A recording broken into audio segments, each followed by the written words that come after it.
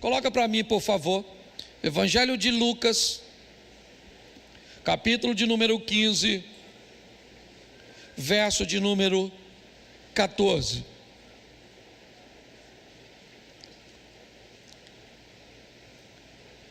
Depois de ter consumido tudo, sobreveio àquele país uma grande fome e começou a passar necessidades.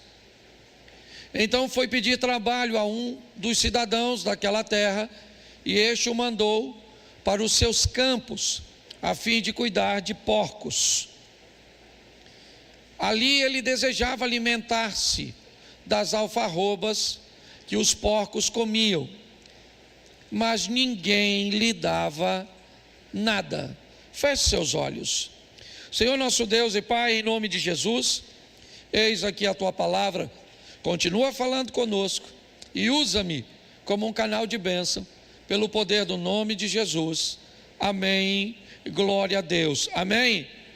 Bom, eu quero olhar para o filho pródigo hoje e mostrar na história dele um momento que ele precisou estabelecer uma revisão. O momento da vida dele que ele teve que parar, tirar um tempo para fazer uma avaliação. Isso é muito importante.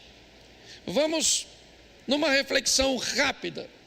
O texto em que li, Lucas capítulo 15, a partir do verso 14, mostra onde ele está naquele momento.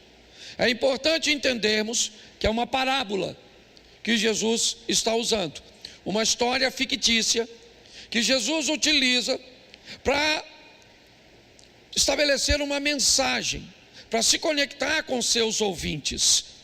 Então é importante entendermos onde esse indivíduo está no momento, qual é a situação dele agora. Bom, a situação dele agora, na narrativa do texto, a partir do verso 14, é que ele não tem dinheiro nenhum. A situação ainda se agrava, porque ela diz que houve uma grande fome na terra.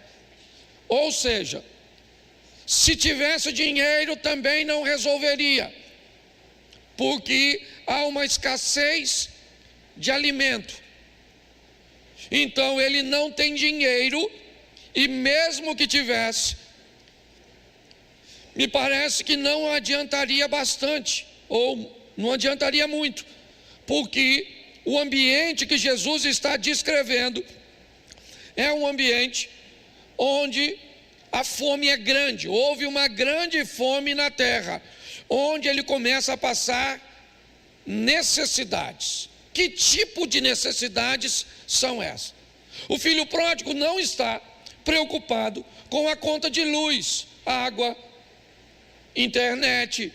Ele não está preocupado com o seguro do carro, o aluguel da casa. Não! Todas essas preocupações são preocupações, sim, mas tem uma que é muito maior do que todas elas. Qual a preocupação, pastor? A com comida. Se você estiver sentado aí agora, preocupado com o que você vai almoçar amanhã, aí você está com problema. Esse problema é grave.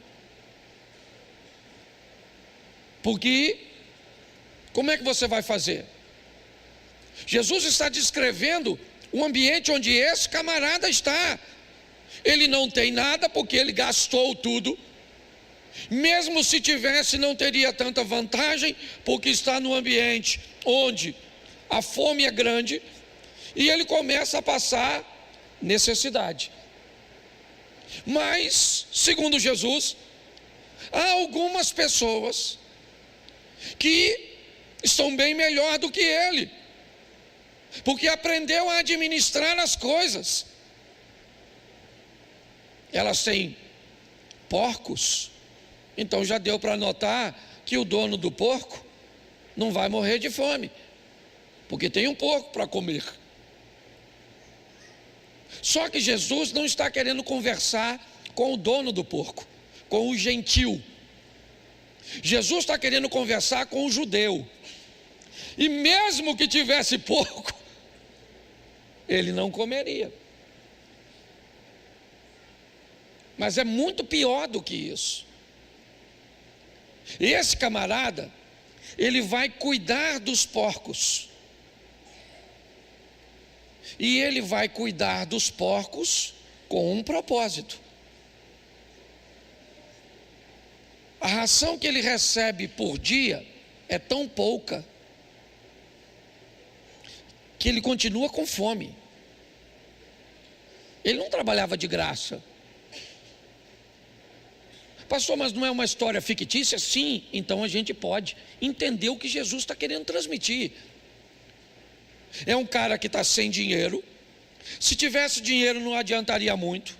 O ambiente é de muita fome. Ele recebe a humilhação de ser um judeu que cuida de porco. E pior, ele está querendo comer a comida do porco. É isso. Ele vai pedir ao homem que alimenta o porco: me dê um pouco da comida do porco. E as pessoas não estavam muito interessadas. Bom, isso é onde ele está. Isso é onde ele está.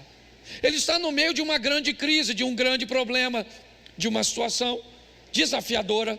Aqui, segundo Jesus, ou o que Jesus quer mostrar, é que ele é praticamente 100% culpado daquilo que está vivendo. Se você conhece a história do filho pródigo. Mas esse é o estado que ele está no momento. Sem dinheiro, com fome, disputando comida com o porco. Bom, isso é onde ele está. Mas vamos descobrir onde ele esteve. Onde ele esteve antes de estar no lugar que ele está agora. Porque talvez você possa olhar onde o seu casamento já esteve e onde ele está agora. Onde a sua saúde já esteve e onde ela está agora. Onde o seu filho já esteve e onde ele está agora. Isso é revisão. Quando nós olhamos de onde ele veio, será que a história já começou? Gastando tudo. Tudo o quê? Uma grande fome. Fome onde? Cheio de necessidade. Onde? Humilhação. Onde? Onde ele está agora, não onde ele esteve antes. O verso de número 17 faz ele dar uma olhada no passado. Eu vou usar o verso 2 vezes. Quantos trabalhadores de meu pai têm pão com, e eu estou morrendo de fome? Preste atenção. Esse rapazinho aqui agora, ou o que Jesus está querendo talvez falar comigo ou com você agora, já que o rapaz não existe de fato, o que existe são pessoas que jogam tudo fora, que viram as costas para um ambiente ordeiro, satisfatório, amigável, para compartilhar momentos como esse, de sofrimento. Onde ele esteve? Ele esteve na casa do pai. Num ambiente onde ele mesmo diz: quantos empregados do meu pai têm pão com fartura, e eu aqui pereço de fome. Olha só, é a descrição dele. Ele está dizendo: por que eu estou aqui vivendo isso, se eu já tive vivendo tanta coisa legal? Quando um casal vem falar comigo sobre divórcio, a primeira pergunta que eu faço: quantos anos você tem de casado? A segunda: durante quanto tempo foi bom? Quanto tempo foi legal? Quanto tempo? Será que foram apenas 5 meses? 1 ano? 2 anos? 5 anos? Quanto tempo foi legal? Talvez o que as pessoas consigam fazer com muita maestria é narrar onde estão, mas são incapazes de olhar para onde estiveram. Dá uma olhada. Foi o que ele fez. Na casa do meu pai tem pão com fartura, e eu aqui onde eu estou pereço de fome. Tá certo, tá bom. Pessoas cometem erros, pessoas cometem falhas. Nós não somos perfeitos. Você corre o risco de fazer um negócio mal feito. Você corre o risco de cometer um erro ao contar um segredo para alguém, a fazer alguma coisa que te traga danos, prejuízos. Pô, mas eu estava tão legal e eu acabei fazendo isso e entrei nesse buraco. Tá certo, eu não estou pedindo perfeição de ninguém, não é isso. Mas é importante nós entendermos que nem sempre estivemos onde estamos agora. E talvez o lugar que estamos agora seja pior do que onde estivemos ontem. Se for melhor, faça uma manutenção. Se for melhor, cuide. Talvez se você olhar para seu casamento há alguns anos atrás, ele é muito pior do que é hoje. Se você olhar para seus filhos, estavam perdidos, hoje está no caminho do Senhor. Você estava desempregado, hoje está empregado. Quando você olha para trás e faz uma leitura, talvez hoje, certo, as coisas estejam muito mais organizadas. E se estiverem, a Bíblia diz: aquele que está de pé, faça uma manutenção para não cair. Mas essa não é uma história desse tipo. Essa é a história de alguém que esteve na casa do pai, gozava da proteção do pai, certo? Gozava dos benefícios do pai, tirava proveito de tudo o que o pai lhe oferecia, mas ele quis viver a própria vida, cometeu erros. E agora, como é que nós vamos tratar esse tipo de pessoa? Será que é isso que Jesus está querendo, nos mostrar? Porque primeiro eu mostrei para você onde o rapaz está agora. Depois eu mostrei a você onde ele esteve antes de estar nessa situação. Mas será? Qual é o próximo passo que Jesus quer conduzir seus ouvintes nessa história? Ele ainda continua no verso de número 17. A primeira parte diz assim: então, caindo em si. Bom, esse é um momento muito especial dessa história, que vai definir onde o sujeito dessa história deseja estar. Ele já esteve bem, hoje está mal, mas ele quer voltar a estar bem. A turma que trabalha com psicanálise aí sabe disso. Como é que você muda a vida de alguém que está satisfeito mesmo no ambiente que está? Não tem como mudar. As pessoas não querem mudança. Para se mudar precisa querer mudar. O que ele faz? Ele tira um tempo. Um tempo onde? Provavelmente olhando o porco comer, olhando o ambiente ruim que ele está. E naquele ambiente ruim ele tem uma visão. De onde? De onde ele esteve. Na casa de meu pai, até os empregados têm pão com fartura, e eu aqui morro de fome. Está certo. É bom.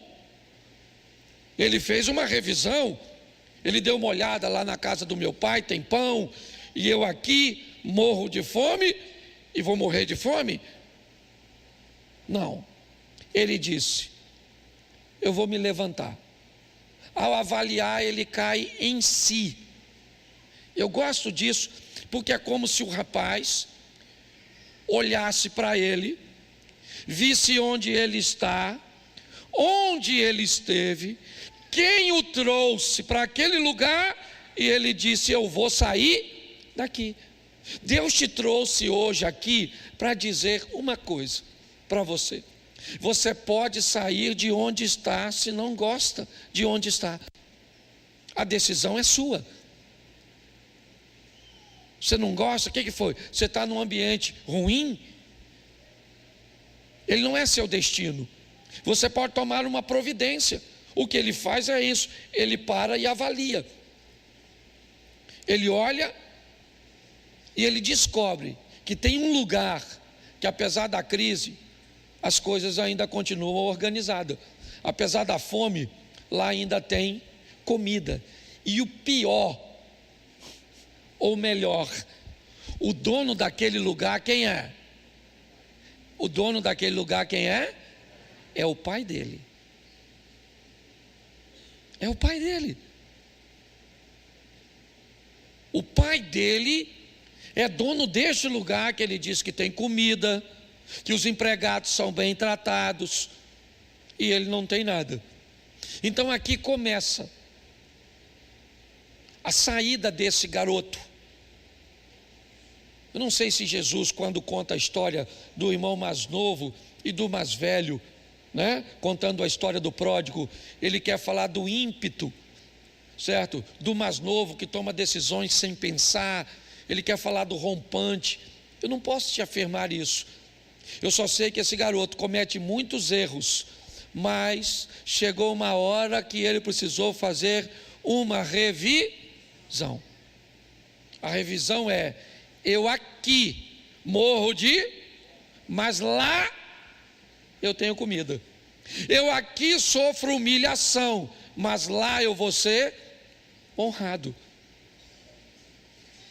Ele descobre que tudo aquilo que ele sempre quis, que foi a liberdade, a sensação de ser dono de seu nariz, agora não faz mais sentido.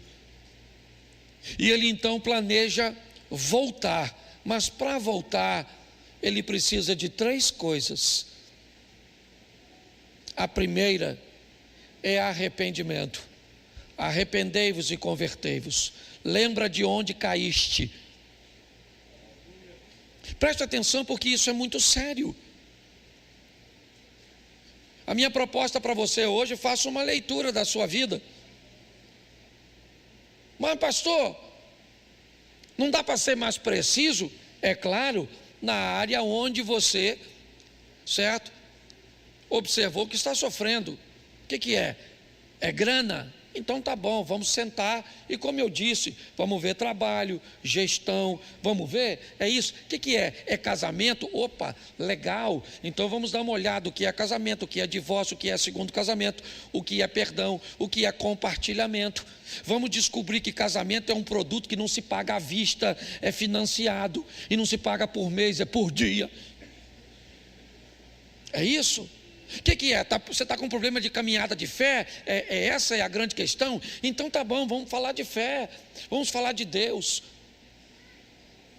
Vamos estabelecer um ambiente onde você possa, certo, revisar as coisas, dar uma revisada no seu comportamento e por que as coisas estão acontecendo. Mas onde? Na área que você indica sofrimento, perda, dano, humilhação, é só isso. As áreas que não precisa, faça manutenção e está tudo certo. Quando este rapaz olha para tudo isso, ele não vê fatalidade, não. Ele não vê aquilo que nós vemos quando Jesus está morrendo. Quando Mel Gibson fez aquele filme, né, A Paixão de Cristo, eu quase morri. Quase morri quando fui assistir aquele troço, de tanto que eu chorei, quando Jesus estava apanhando daquele jeito, caindo com aquela cruz, e eu chorando, como se eu não quisesse que ele morresse, e pior, como se ele fosse um coitadinho. Não, ele não era um coitadinho. Ele falou: ninguém tira a minha vida, sou eu que estou entregando, pronto. Ele não era uma decisão para que eu e você pudéssemos ter acesso a uma vida de verdade. Às vezes nós olhamos de forma muito errada o que nós precisamos e nos arrepender.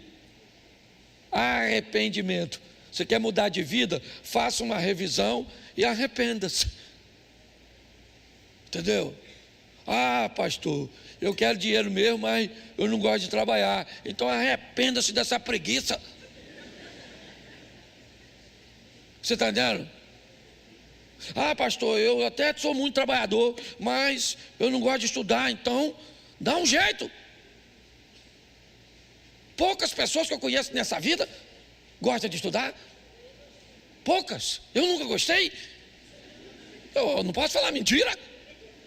Certo? Mas tinha que estudar? Tinha. Ué. Então invista em você. As pessoas precisam se arrepender daquilo que está lhe fazendo mal para você mudar. Se você não arrepende, como é que acontece? E pior, tem gente que não arrepende, ele tem remorso. Deixa eu falar de uma forma muito simples aqui, pelo menos para mim, a diferença de remorso e arrependimento. Quando você faz uma besteira e dá remorso, me parece que ela é uma dor muito aguda, mas muito forte, mas não dura muito não.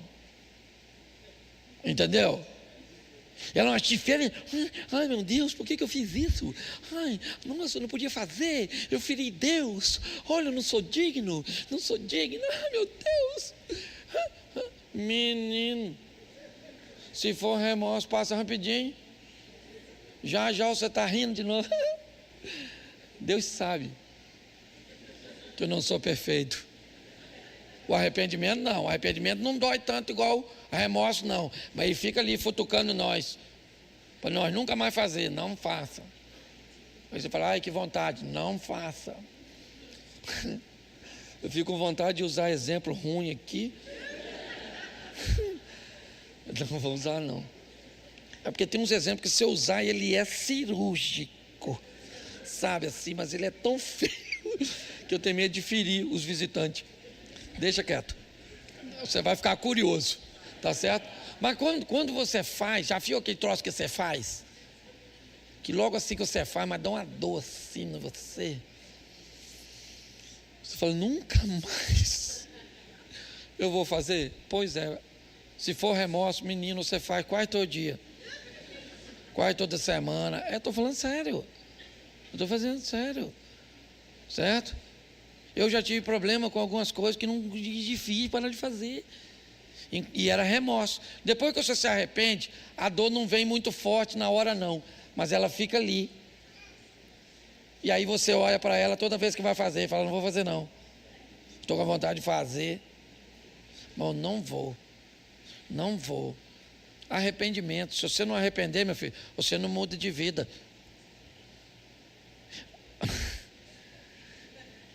Eu tenho que ter cuidado quando eu vou usar os exemplos. Que às vezes eu uso um exemplo meio... Mas alguém me contou uma história. Aí a pessoa acha que eu estou usando o pulpo para falar dele. Dá uma confusão desgraçada depois. Mas eu tive um tempo atrás um problema com um camarada que eu achei que o cara era sem vergonha. E eu vim de um ambiente de sem vergonhice. E se tem uma coisa com sem vergonha, é apto. É para conhecer outros sem vergonha. Eu fui criado nessa vergonhice. Minha família não... Só Jesus. Certo? E eu falei, esse malandro, isso é... Aí ele deu uma pernada na mulher dele. Aí a mulher dele falou que vinha... Eu largar ele e veio falar comigo. Sabe quando você vê que o cara... Ele não está arrependido dele que fez, ele está arrependido que foi descoberto. Pensa numa vida difícil, a vida de pastor. É. Porque ele tem que ajudar os outros a ir para o céu e não ir para o inferno. Senão vai, é verdade. E aí eu falei para ela, não moço, dá uma chance para ele, mas não acreditava muito não. E ele, não, que agora... Demorou um tempo, sabe o que ele fez? Deu outra pernada nela. Aí não adiantava mais pedir ajuda para o santo aqui, né? Que o santo aqui já tinha queimado o cartucho. Aí foi pedir outro santo. Aí foi para outro santo. E aí o outro santo falou, não rapaz, tem chance para tu.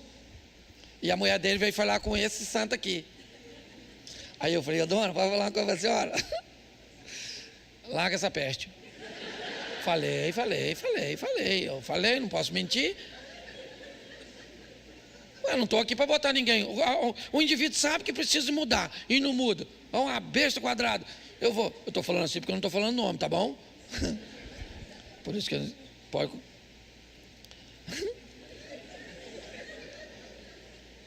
Ela, coitada, com o coração assim, amando.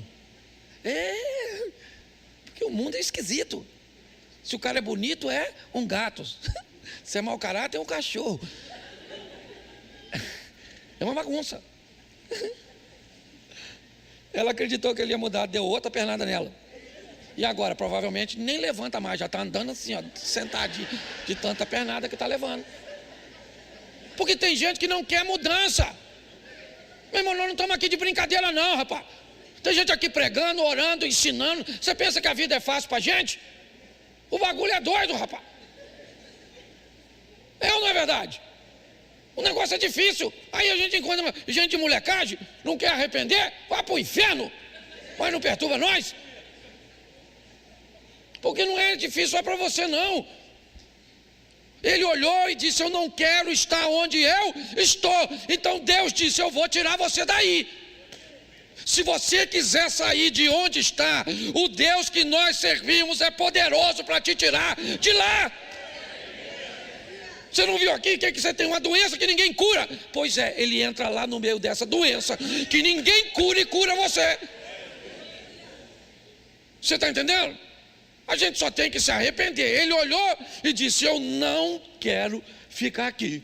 Levantar-me-ei e vou lá encontrar com o meu. E vou falar o que com meu pai? Eu vou falar a verdade. Pai, eu vacilei. Pequei contra ti. Não sou digno de ser chamado seu filho. Ele abriu o coração. A Bíblia diz que aquele que confessa alcança. Isso. Está arrependido? Está arrependido. Foi lá, levantou e foi lá e falou com o pai. Está lá. Ele tinha dinheiro? Não, tinha mais nada, gastou tudo. Devia estar magrinho, aqui, feio. Deve ter saído com uns tênis maneiros de marca, uns iPhone, uns troços. E voltou sem nada. Sabe o que Jesus descreve? Que o pai estava de pé, esperando ele voltar. Porque o pai está do mesmo jeito. Se essa história aqui é fictícia, é porque o filho somos nós e o pai é Deus. E se Jesus disse que o pai está em pé esperando você e eu voltarmos quando fizermos algo de errado, é porque não é o fim para você. Não interessa o que aconteceu, ainda dá tempo de tu voltar. O pai está lá quando vem o garoto. Falou com o pai o quê? Vacilei. O pai deve ter falado: isso é novidade para tu, porque eu já sabia isso desde o começo. Já não sou digno de ser tratado como seu filho, me trata como um dos seus empregados, seus servos. Ele derrama o coração diante do pai. Quando ele faz isso, o pai fala: ó, não. Por quê? Porque há uma conversão no processo. É importante entendermos que naquela crise, aquele garoto perdeu mais do que grana. Entendeu? Dizem que pessoas normalmente mudam com mais facilidade em 3 ambientes. Um deles é a crise, a dor. Diz que a dor é uma ferramenta fantástica para que pessoas mudem de vida, mudem de posição, mudem de visão. Aquele rapaz, ele olhou para aquela humilhação e ele simplesmente fez uma revisão. Levantar-me-ei, vou lá falar com meu pai. Por quê? Porque lá onde um dia eu estive e hoje não estou mais, eu posso voltar. E lá tem comida, lá tem honra, lá tem tudo. E eu quis ser tão grande, longe do pai, e descobri que o menor na casa do meu pai é muito maior do que o maior fora da casa do pai. Só, gente, que nós só vamos ter esse caminho se nós investirmos um pouco de tempo para observar em nós as áreas que precisamos rever de verdade. O grande desafio de um ambiente como esse é que normalmente quando estamos expostos a uma mensagem como esta, às vezes acontece de lembrarmos dos outros e não de nós.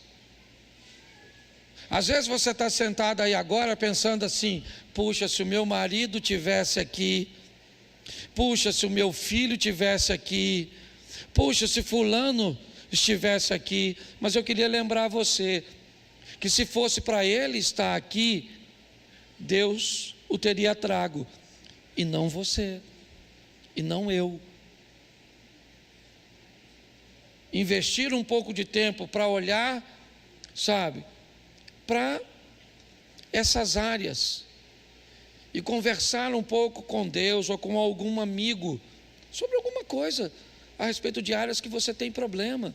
O que é? Você precisa rever. Eu vou pregar no domingo aqui, revisão sobre relacionamentos familiares. Eu prego nos 2 cultos de domingo e vou falar só sobre rever, certo?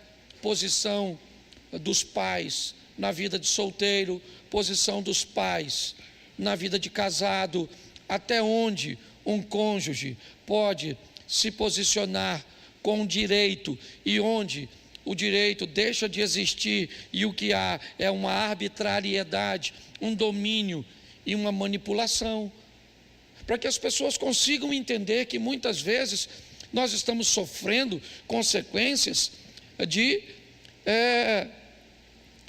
liberdades que estamos conferindo a outras pessoas, e aí as pessoas começam a sofrer e não param para avaliar isso, não param, certo? Não conseguem estabelecer um limite para seus filhos. Por exemplo, vou te dar um exemplo. Meu filho, está na hora de comer.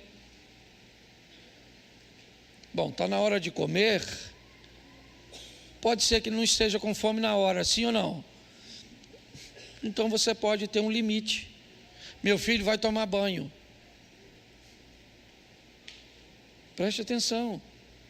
Uma coisa é ele dizer que não quer comer. A fome pode dar depois, mas o banho você quer que ele tome agora. São coisas diferentes. Você pode negociar a comida, mas não pode negociar o banho. Minha netinha estava aqui, nós ficamos 27 dias morando na mesma casa, agora quando viajamos de férias. E foi um tempo muito legal. Na primeira semana, eu com essa minha vida corrida, eu chegava às vezes da rua, tinha ido fazer alguma coisa, lá ela estava brincando, lá ela ficava. Depois de uma semana de contato, quando a porta abria e ela me via, ela já vinha correndo na minha direção para me receber. Pensa na gratificação. Mas eu descobri que grande parte das coisas que nós estávamos falando para o nosso neto, não vai, não mexe, não, sai, não, era quase 100% de não. Eu descobri que a maioria das coisas que eles iam fazer, eles podiam fazer, e nós falávamos não. Só precisava um pouquinho mais de orientação. Vá, mas vá com cuidado, segure firme. Entendeu? E aí, ela descobria que podia continuar fazendo. E eu fiquei olhando aquilo e revendo, muitas vezes, a maneira que nós criamos os nossos filhos, que nós estabelecemos limites, que nós damos limite para nossos pais, para os nossos filhos, a maneira que conduzimos. Nós precisamos, gente, é urgente, precisamos rever o que estamos ouvindo, rever o que estamos